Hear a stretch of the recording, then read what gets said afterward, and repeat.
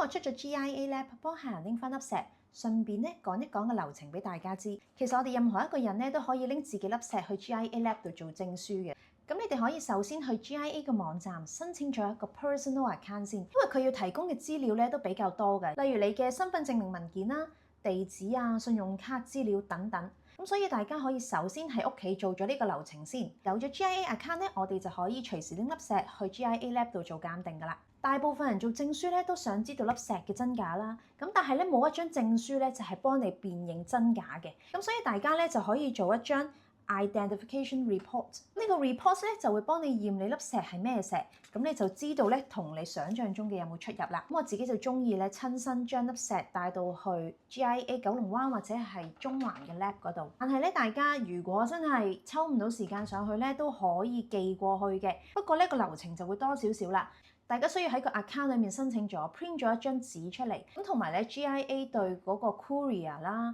包裝嗰個方式咧，亦都係好有要求嘅，咁所以大家咧就要上網睇清楚，到底 GIA 接受乜嘢嘅 courier 啦。除咗 diamond 或者珍珠之外咧，其他好似你喺 Fieldstone 見到嘅彩色石咧，都係屬於 Color Stone 嘅類別嘅。咁大家好容易就可以喺網上面見到佢嘅報價啦。好多人咧都係買之前唔知道粒石係真定假，咁所以想做張證書去確定一下到底佢真定假，先至買粒石嘅。咁所以大家咧就可以問一問個商家，到底佢可唔可以提供到幫你額外做證書呢個服務咧？如果佢真係可以幫你做嘅話咧，記得個做法都係貨品出門前你就要話俾人哋聽你要做張證書啦，咁同埋咧係由商家親自拎粒石去 lab 度做嘅，因為大家知道貨品出門咗之後咧，真係有好多事可以發生嘅。如果係貨品出門之後咧，你先至自己拎粒石去做鑑定咧，如果嗰個證書出咗嚟有咩問題咧，其實都好難追究到呢個商家嘅，所以大家要留意呢一點啦。而呢個額外嘅費用咧，都係需要買家